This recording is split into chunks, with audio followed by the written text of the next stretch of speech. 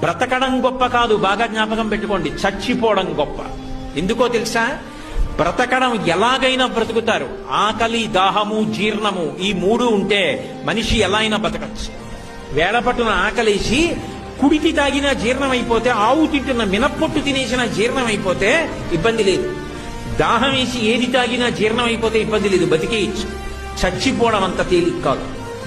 మంచాన పడి తన మలమూత్రములను తాను విసర్జించలేకపోతే వాడు రోజు రోజు క్షణం క్షణం చచ్చిపోయినట్టే. ఆ మలమూత్రములు తన శరీరంలోంచి బయటికి వస్తే పురుగులు పుట్టి శరీరాన్ని కొరికేస్తుంటే సొంత భార్య కూడా కంపులోకి రాలేక, పనివాళ్లు కూడా చెయ్యక, గది తలుపులు వేసేసి కుక్కకి పెట్టినట్టు గిన్నెలో తీసుకొచ్చి అన్నం పెడితే తాను చేసిన పాపాలు జ్ఞాపకానికి వచ్చి కుమిలిపోతే రక్షించేవాడు ఉండడు. అనాయాసంగా వెళ్లిపోవడం అంత గొప్పది. అది ఇవ్వగలిగిన వాడు శంకరుడు ఒక్కడే.